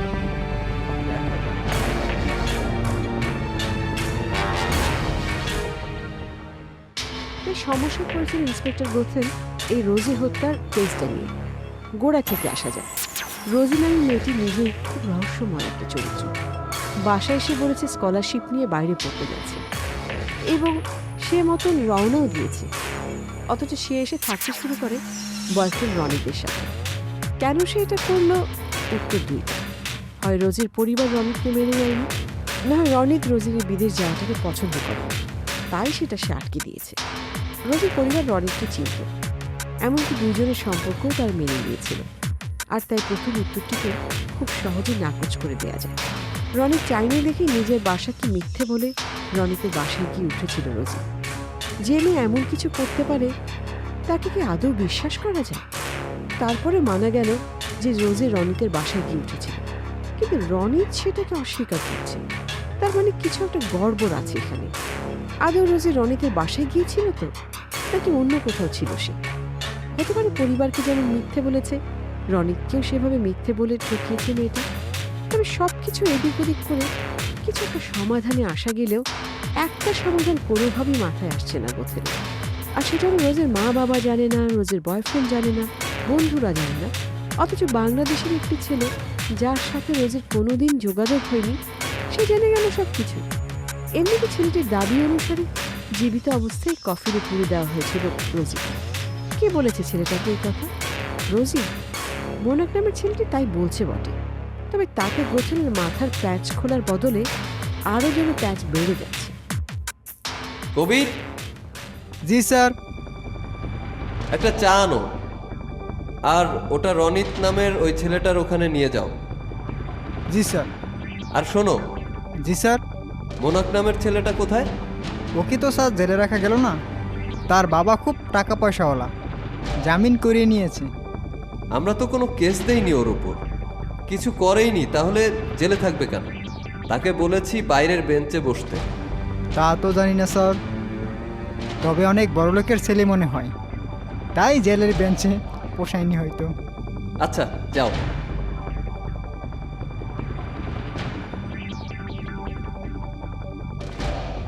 আপনার ব্যাপারটা একটু খুলে বলুন তো। আমি কি আর খুলে বলবো স্যার? একটা মানুষ অন্য দেশ থেকে এসে বলল আমি কাউকে মেরে পুঁতে ফেলেছি, আর আপনি সেটা বিশ্বাস করলেন। তাও যদি সে সুস্থ মস্তিষ্কের হতো। পাগল না হলে মানুষ কিভাবে বলতে পারে যে একটা মরা মানুষের সাথে তার কথা হয়েছে? আমি কি বিশ্বাস করব সেটা একেবারেই আমার উপর ছেড়ে দিন রনিক সাহেব। আপনি খালি আমার কথাগুলোর ভেতরে যে যোগাযোগটা নেই সেটা বানিয়ে দিন। বলুন স্যার। আমাকে আপনি একটু বলুন তো, রোজির সাথে শেষ আপনার কবে দেখা হয়? ও বিদেশ যাওয়ার দিন। তারপর আর কি, ওই মধ্যবিত্ত পরিবারের মেয়ে বিদেশ গেলে যা হয়, আমাকে ভুলে অন্য কারো সাথে। আচ্ছা আচ্ছা, আমিও কিন্তু মধ্যবিত্ত পরিবারেরই একজন, সেটা মাথায় রাখবেন। তা যেটা বলছিলাম, বিদেশে যে ছেলে দেখে রোজির মাথা ঘুরে গিয়েছিল, তার সাথে নিশ্চয়ই কলকাতায় থাকার সময় কথা শুরু হয় রোজির। হতে পারে, সেটা আমি কিভাবে জানবো? না মানে বলছিলাম, যে মেয়ে আজকেই বিদেশে গেল তার আজই নতুন বয়ফ্রেন্ড জুটে যাওয়া খুব অস্বাভাবিক মনে হয় না? কিন্তু সে কলকাতাতে থাকাকালীনই বা অন্য কারো প্রতি ঝুঁকলো কিভাবে? বিলেত যাওয়ার 2-3 দিন আগেই তো পরিবারের সাথে বিয়ের ব্যাপারে কথা বলতে আপনাকে নিয়ে গিয়েছিলেন রোজি, তাই না? তার মানে কলকাতা ছাড়ার সময়ও রোজি ভালোবাসত আপনাকে। কলকাতা ছেড়ে যাওয়ার দিনই যেহেতু নতুন সঙ্গী জুটানো সম্ভব না, সেহেতু ওখানে পৌঁছেই নিশ্চয়ই আপনাকে ফোন দিয়েছিল সে। এই যে দেখুন, আমার হাতে আপনার ফোনের কল লিস্ট। না, কোনো দেশের বাইরের কল নেই সেখানে। শুধু ওই দিন না, তার পরের দিন কিংবা তার পরের দিনও না। তাহলে কি বুঝবো বলুন তো? আচ্ছা বাদ দিন, ওটা না হয় বাদ দিন। এটা বলুন তো, আপনার প্রেমিকা বিদেশে যেতেই যোগাযোগ বন্ধ করে দিল, আর আপনি চুপ করে থাকলেন? এমনকি একটা ফোন দেওয়ার বা তার পরিবারের সাথে কথা বলার চেষ্টাও করলেন না? তার মানে আপনি জানতেন যে রোজি কোথায়, তাই না? হ্যাঁ, জানতাম। কোথায় ছিল সে? তার পুরনো প্রেমিক বান্টির বাসায়। এই বান্টিটাকে রোজির বন্ধু? ওরা বন্ধু ছিল না, তার চাইতেও বেশি কিছু ছিল। আপনি কিভাবে বুঝলেন সেটা? কখনো কোনোভাবে ওদের একসাথে দেখেছেন নাকি? গল্প করতে বা ঘনিষ্ঠ হতে? দেখবো না কেন? আমার বাসাতেই তো ঘন্টার পর ঘন্টা। থামলেন কেন? বলুন, আপনার বাসাতে বান্টি আর রোজি দিনের পর দিন? আচ্ছা, আমি মানছি রোজি আমার সাথে কিছুদিন ছিল, কিন্তু বান্টিকে নিয়ে ঝগড়ার পর ও বেরিয়ে যায় আমার বাসা থেকে। কোথায় যায় তা জানি না। তারপর থেকে এতগুলো দিন পেরিয়ে গেল, তাও আপনি একবারও কল করে জানার চেষ্টা করেননি যে রোজি কোথায় আছে? না, করিনি। আমি ওকে আর ফেরত চাই না। ওই মোনাক লোকটির কথা সত্যি হয়ে থাকলে আপনি রোজিকে আর কখনো ফিরে পাবেন না। আপনিও এই জেল থেকে বেরোতে পারবেন কিনা সেটা নিয়েও সন্দেহ আছে। আপনি কি আমাকে হুমকি দিচ্ছেন? সেটা ভেবে যদি খুশি থাকেন তাহলে সেটাই। আমি আর একটা কথাও বলবো না আপনাকে, আগে আমার উকিল আসুক। আপনার উকিল? কখন আসবেন উনি? আপনি আমাকে ছোট কেউ ভাববেন না ইন্সপেক্টর। আমার বাবা আমেরিকার পুলিশ বিভাগের ঊর্ধ্বতন। খুব বেশি ঝামেলা হলে হয়তো। তাই নাকি? তাহলে তাকেই আসতে বলুন, অন্তত আমার সাথে কথা বলিয়ে দিন। অত দূরে বসে উনি ছেলের জন্য কিছু করতে পারবেন বলে মনে হয় না। এখানেই তো আসতে হবে।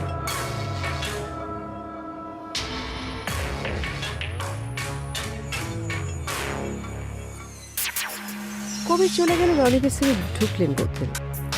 লম্বা একহারা চেহারা রনিত। চেহারার দিকে তাকিয়ে বুঝতে চেষ্টা করলেন ইন্সপেক্টর।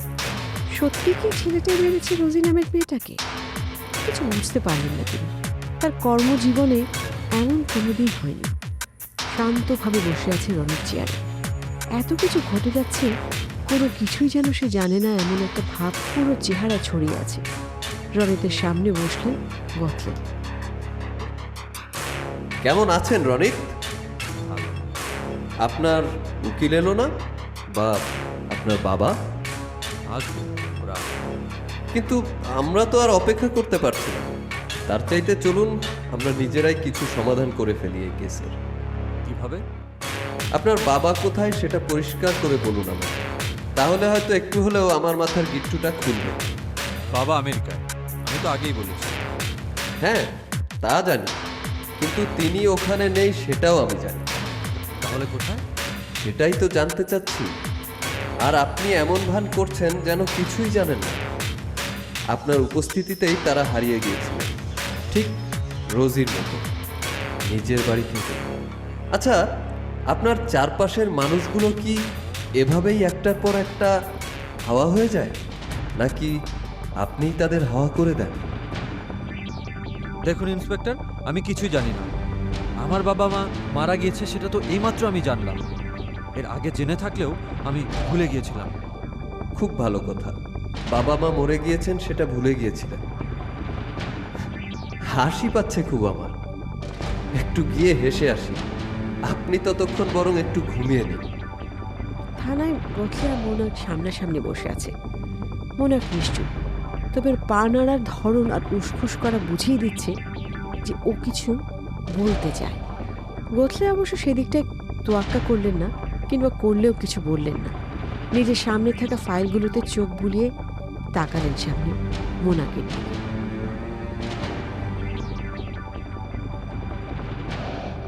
এত দেরি করে কেন ডাকলেন আমাকে ইন্সপেক্টর? আর এত অল্প গতিতে কেন আগাচ্ছে? এর ভেতরে রোজি হয়তো সত্যিই মরে গিয়েছে। যা একটু আশা ছিল সেটাও এখন আর নেই। আরে থামুন থামুন, আপনাকে ডাকা হয়েছে এই কথাগুলো শুনতে, সব শুনবো। আপনি স্থির হয়ে বসুন তো।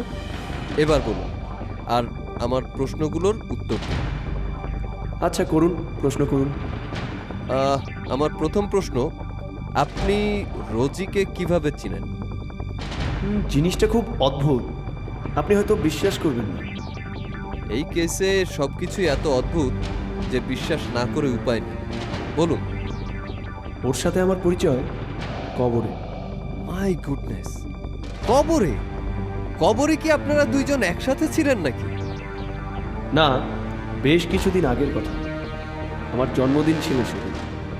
ওই দিন আমি একটা কার অ্যাক্সিডেন্ট করি, করে কোমায় চলে যাই। বাড়ির সবাই আমাকে মৃত ভেবে কবর দিয়ে দেয়। আপনি ইচ্ছা করলে সেদিনের ডাক্তারের রিপোর্ট, অ্যাক্সিডেন্ট রিপোর্ট সব দেখতে পারেন। অদ্ভুত তো। তারপর আমি যখন চোখ খুললাম, কবরের ভেতরে তখন সব কিছু অন্ধকার লাগছিল আমার। আমি চিৎকার করছিলাম, বুঝতে পারছিলাম না কোথায় আছি আমি। ঠিক সেই সময় রোজির কণ্ঠ শুনতে পাই আমি। কিন্তু আপনাকে তো কবর দেয়া হয়েছিল বাংলাদেশে, তাহলে রোজির কণ্ঠ সেখান থেকে শুনলেন কি করে? জানি না ইন্সপেক্টর, কিন্তু আমরা একজন আরেকজনের কথা শুনতে পেলাম। ও আমাকে বলল, চেষ্টা করো কবর ভাঙতে। ও নিজেও চেষ্টা করেছিল, কিন্তু ও ছিল ভারী লোহার একটা কফিনে। ওটা খুলে ফেলা সম্ভব ছিল না। ওর হাতের নখ ভেঙে গিয়েছিল, রক্ত পড়ছিল ইন্সপেক্টর। মেয়েটা খুব বাঁচতে চাচ্ছিল, কিন্তু কোনো আশাই ছিল না। তারপর ও আমাকে ওর গল্প শোনাল, কি করে ও এখানে এলো সেটা বলল। রনিত নামের একটি ছেলের সাথে ওর সম্পর্কের কথা বলল, বাড়িতে মিথ্যে বলার কথা বলল, স্কলারশিপ পেয়েও বাইরে না যাওয়ার কথা। সব কিছু ঠিকঠাক চলছিল ওদের দুজনের ভেতরে। তাহলে ধরুন আপনার কথা সত্যি মেনে নিলাম যে আপনি কোনো একভাবে রোজিকে কবরের ভেতর দেখেছিলেন। তাহলে এই ব্যাপারটা একটু খুলে বলুন দেখি। ওদের ভেতরে সব ঠিকঠাক চললে রোজিকে মারতে গেল কেন রনিত? কারণ ও একটা পাগল। ওর মনে সন্দেহ ছিল রোজির সাথে বান্টি নামের একটা ছেলের সম্পর্ক ছিল। এই বান্টিটাকে? বান্টি হলো রোজির স্কুল ফ্রেন্ড। রোজি বলেছিল ওরা খুব ভালো বন্ধু ছিল। পরে রনিতের কারণেই বান্টির সাথে যোগাযোগ বন্ধ করে দেয় রোজি, কিন্তু তাতেও বাধা দেয় রনিত। কিভাবে? রোজি আর রনিত তখন একসাথে থাকে সল্ট লেকের বাড়িতে। ওই সময় একদিন বান্টিকে নিয়ে আসে রনিত। রোজির একা বাসায় থাকতে খারাপ লাগছে ভেবে সঙ্গী হিসেবে বান্টিকে নিয়ে আসে সে। আসলে রোজি তখন খুব একটা বাইরে বেরোতে পারত না, কারণ ও ভয়ে থাকতো যে যদি ওর বাবা মা জানতে পারে ওর বিদেশ না যাওয়ার ব্যাপারে, তাহলে। আচ্ছা, তারপর এভাবেই বান্টি বেশ কয়েকবার আসে রোজির কাছে। সেটা অবশ্য রনিতের অনুরোধেই। রোজি ভেবেছিল সব কিছু ঠিকঠাক হয়ে গিয়েছে, আদতে কিছুই ঠিক হয়নি। রনিত ঠিক আগের মতনই দেখতে পারতো না বান্টিকে, সন্দেহ করতো। আর এর জের ধরেই একদিন খুব ঝামেলা হয় ওদের দুজনের ভেতরে। এক সময় রোজির গলা চেপে ধরে গেল। রোজি বলেছিল তারপরে হয়তো ও কোমায় চলে গিয়েছিল আমার মতন। ওকে মৃত ভেবে কফিনে ঢুকিয়ে মাটি চাপা দিয়েছিল রনি। বাহ, দুই কোমায় থাকা মানুষের গল্প। যাক, বাদ দিন।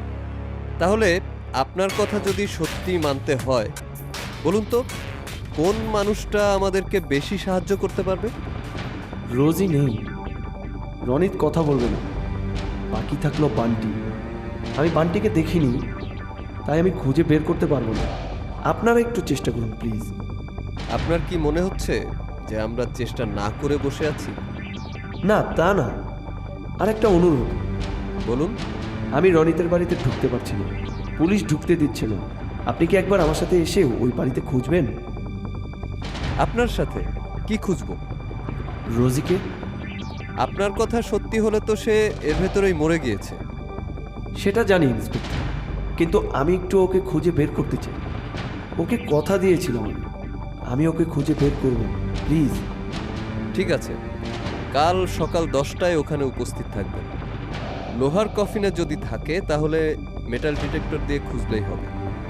তবে যদি বাড়ির ভেতরে থাকে তাহলেই সম্ভব হবে রোজিকে খুঁজে পাওয়া।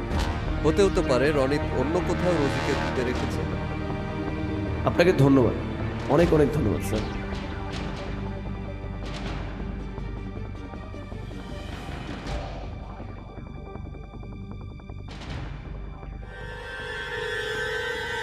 কুয়াশা।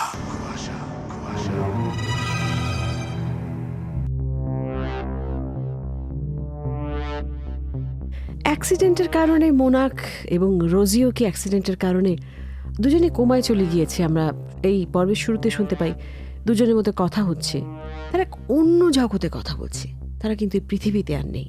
আমি আবার বলছি, আমার মনে বেশি আর ডিটেলে না যাই, আমরা শেষ পর্ব শুনি। শেষ পর্বে আমাদের আজকের কুয়াশার সমস্ত রহস্য পরিষ্কার হয়ে যাবে। ততক্ষণ পর্যন্ত সঙ্গে থাকুন, তৃতীয় পর্ব শুনতে থাকুন, অর্থাৎ শেষ পর্ব শুনতে থাকুন, তারপর আবারও ফিরে আসবো। আর আপনি আছেন কুয়াশা শারমিনের সঙ্গে, শুনছেন এবিসি রেডিও 89.2 FM। কুয়াশা।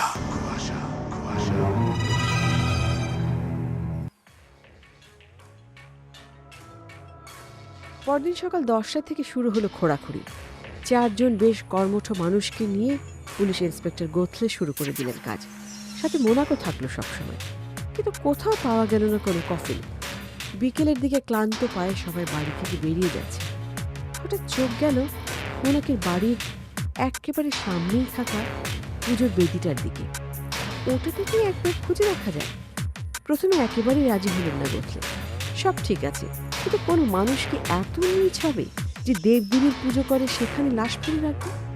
কিন্তু শেষমেশ সেখান থেকে কফিন বেরোলো, আর বেরোলো ওই পুজোর বেদির নিচ থেকেই। দেখেই বোঝা যাচ্ছে কয়েকদিন আগে তৈরি করা হয়েছে ওই বেদি। তার মানে রোজিকে মারার পরেই ওটা বানিয়েছিল রনি। অবশ্য কফিন খুলে খুব একটা লাভ হলো না। রোজি মরে গিয়েছে, তার মাংসেও পচন ধরেছে, হাতে কালচে রক্তের ধারা, মাথাতেও আঘাতের চিহ্ন। হয়তো শেষের দিকে বেরোবার জন্য কফিনের মাথা ফুটেছিল মেয়েটা, কিন্তু তবুও চোখে মুখে এক ধরনের প্রশান্তি দেখতে পেল যেন মনে। একটা বড় নিঃশ্বাস ফেলল। ওর কাজ অনেকটাই শেষ। রোজিকে দেওয়ার কথা পূরণ করতে পেরেছে ও আজ। ওকে খুঁজে বের করেছে। কিন্তু আমি ঠিক বুঝতে পারলাম না মোনাক সাহেব। কোন ব্যাপারটা ইন্সপেক্টর? বুঝলাম না যে ঠিক কোন কারণে আপনি আর রোজি দুইজন এত দূরে থেকেও একে অন্যকে দেখতে পেলেন। সেটা বোঝার চাইতে এখন দরকারি হচ্ছে বান্টি নামে সেই ছেলেটাকে খুঁজে বের করা। হ্যাঁ, ঠিক বলেছেন। ওকে খুঁজে বের করে একেবারে শক্ত প্রমাণ নিয়ে তবেই চেপে ধরতে হবে রনিতকে। না হলে আবার ফালতু কথা বলবে সে, অস্বীকার করবে সবকিছু। আর যাই হোক ইন্সপেক্টর, ওই রনিত যেন ছাড়া না পায়। রোজিকে যেমন কষ্ট দিয়েছে ও যেন সেটা ভোগ করে। আমরা চেষ্টা করছি মোনাক, চেষ্টা করেও যাব। বান্টিকে খুঁজে পেতে খুব বেশি বেগ পেতে হলো না পুলিশকে। সে তার নিজের বাসাতেই ছিল। রনিতের ভয়ে মুখ বন্ধ করে রেখেছিল এতদিন বান্টি। কয়েকদিন বাইরে ঘুরে আসার টাকা দিয়েছিল রনিত বান্টিকে। বলেছিল মুখ খুললে সোজা রোজির কাছে পাঠিয়ে দেবে ওকেও। তাই টাকা নিয়ে দূরে চলে গিয়েছিল বান্টি। ফিরে এসেছিল 3 দিনের মাথায়। প্রথম দিকে বেশ গাইগুই করলো সে, ভাব দেখালো যেন কিছুই জানে না। কিন্তু রনিত যেখানে ওকে ভয় দেখিয়ে মুখ বন্ধ করিয়েছে, সেখানে আবার ভয় দেখিয়ে মুখ খোলাতেও খুব একটা সময় লাগলো না পুলিশের। একটু একটু করে সব কথা বলল বান্টি পুলিশে। আমি রোজিকে মারিনি। মিথ্যে বলাটা খুব ভালো কাজ নয় রনিত রয়। সত্যটা শুনতে চাচ্ছি আমরা আপনার কাছ থেকে। সত্যি কথাটাই বলে দিন। আমি আমার বাবা মা না আসা পর্যন্ত কিছুই বলবো না। কিন্তু আপনার বাবা মা তো অনেক আগে থেকেই নিখোঁজ। আপনি মিথ্যে বলছেন। আপনি কি কোনোভাবে পাগল সাজার চেষ্টা করছেন রনিত? আপনার বিরুদ্ধে সব প্রমাণ কিন্তু এখন আমাদের হাতে। কি প্রমাণ? এই যেমন রোজির লাশ, আপনাদের বন্ধু এবং এই ঘটনার মূল সাক্ষী বান্টি। বান্টি? বান্টি এখানে এলো কি করে? ওকে তো বাইরে চলে যেতে। থামলেন কেন রনিত সাহেব? মনে পড়েছে নিশ্চয়ই। বান্টিকে বাইরে যেতে অনেকগুলো টাকা দিয়েছিলেন আপনি, আর সেই সাথে মুখ বন্ধ রাখার ধমকিও দিয়েছিলেন। কেন এত টাকা দিয়েছিলেন ওকে আপনি? কেন মুখ বন্ধ রাখতে হচ্ছিল বান্টিকে? সেটা না হয় বান্টির কাছ থেকেই জেনে নিন। নিয়েছি, আর সেই কারণেই বলছি কিছু লুকোবেন না। আমাদের সবকিছুই জানা এখন। সবকিছু বলতে কি বোঝাচ্ছেন আপনি? সবকিছু বলতে বোঝাচ্ছি রোজির মৃত্যু আপনার হাতেই হয়েছে। আপনি যে ওকে কফিনে পুরে বেদির নিচে রেখে দিয়েছিলেন, আপনি যে বান্টিকে টাকা দিয়েছিলেন মুখ বন্ধ রাখার জন্য, এখন সবটুকুই আমরা। স্যার, একটা ফোন এসেছে আপনার। কবির, আমি একটু পরে আসছি। এটা খুবই দরকারি ফোন স্যার। আচ্ছা, আসছি। 2 মিনিট অপেক্ষা করুন। আমি আর কি কি জানি সেটা সবিস্তারে জানাচ্ছি।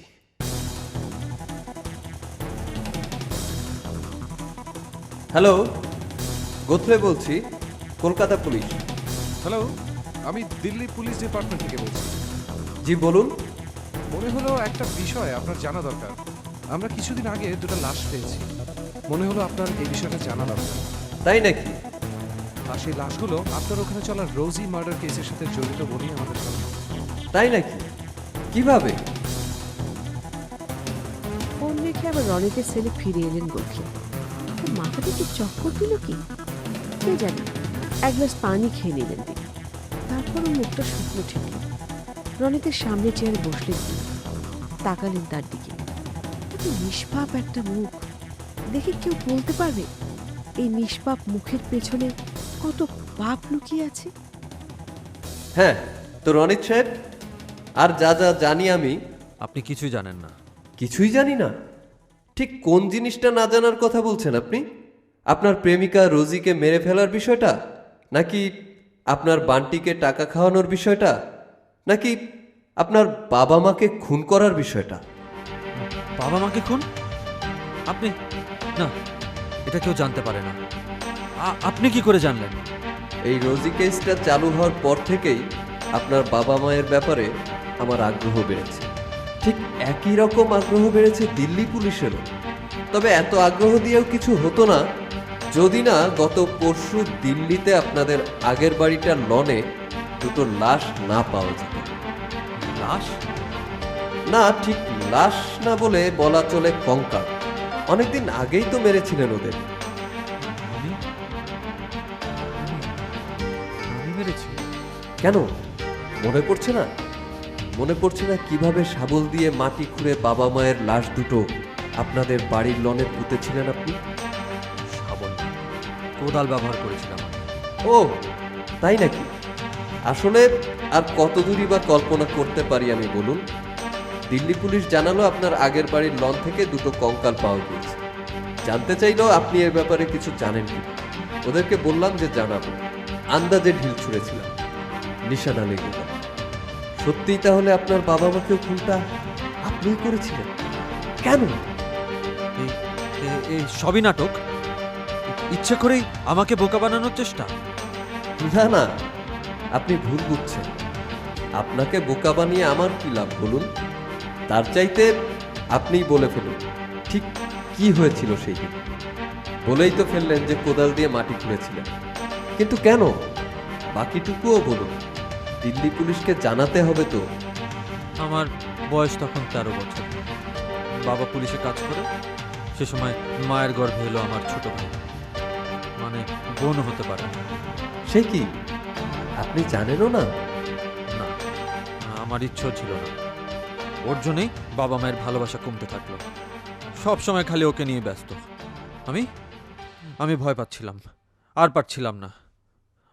ভয় লাগছিল ও জন্মালে আমাকে বাবা মা আর আগের মতো ভালোবাসবে না। তো কি করলেন? কি করব আবার? ওকে মেরে ফেললাম। কিন্তু ও তো মায়ের ভেতরে ছিল, তাই মাকেও মারতে হলো। সত্যি বিশ্বাস করুন, ইচ্ছে করে আমি মাকে মারিনি। আর বাবা, তাকে মারলেন কেন? বাবা যদি জানতে পারতো মাকে মেরে ফেলেছি, তাহলে আমাকে মেরে ফেলতো, আমাকে জেলে পুরে দিত, মারতো খুব। তাই ভয় পেয়ে। আপনি তখন 13 বছরের একটা ছেলে, এত কিছু করলেন কিভাবে? পরপর দুটো মানুষকে মারলেন কিভাবে? প্রথমে অজ্ঞান করে ফেলেছিলাম মাকে, তারপর আর বাবাকে পেছন থেকে শাবল দিয়ে বাড়ি মেরে তারপর। ওরা মরেছিল তো, নাকি রোজির মতো ওদেরকেও জ্যান্ত অবস্থাতেই মেরে? তা তো জানি না।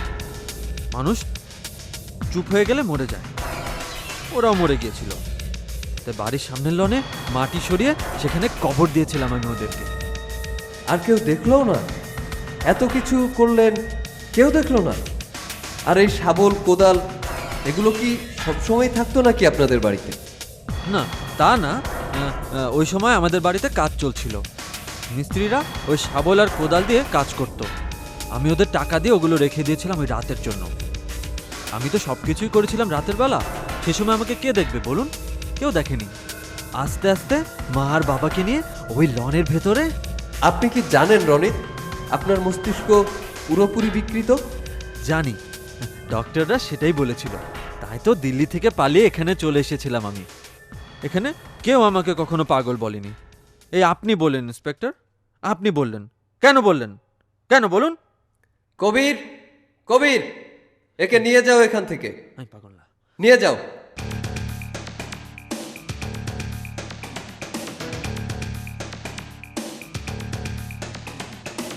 সব রহস্যের সমাধান হয়ে গিয়েছে। ইন্সপেক্টর গোখলের কাজ শেষ। মোনাক বাড়ি ফিরবে আজ। রোজির পুনরায় সমাধি হয়েছে, আর রনিত পাগলা গারদে। রোজির শেষকৃত্য থেকে সরাসরি এয়ারপোর্টে যাবে মোনাক। এমন সময় ওর কাঁধে হাত রাখলেন ইন্সপেক্টর গোখলে। এসো শোনো।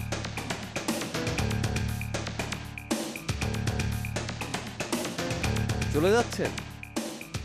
আমার কাজ তো শেষ। হ্যাঁ, তা ঠিক। এরকম অদ্ভুত কেস আমি আমার পুলিশি জীবনে কখনো হ্যান্ডেল করিনি। এই ঘটনাটা আমার জীবনে অনেক পাল্টে দিয়েছে ইন্সপেক্টর। আমি ঠিক জানি না, তবে রোজির প্রতি এক ধরনের দুর্বলতা তৈরি হয়েছে আমার। দেশে ফিরে যান, সব ঠিক হয়ে যাবে। হয়তো। তবে একটা প্রশ্নের উত্তর হয়তো পাওয়া হবে না আমার কখনো।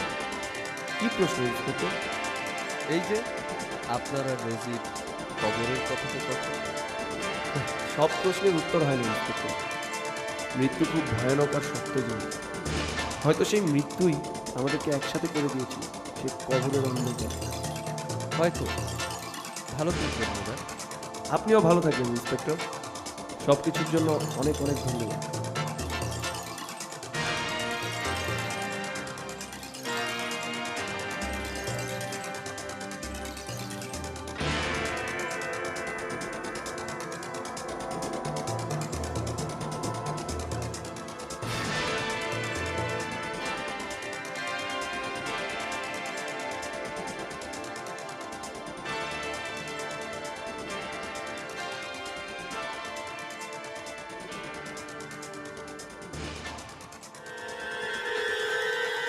কুয়াশা।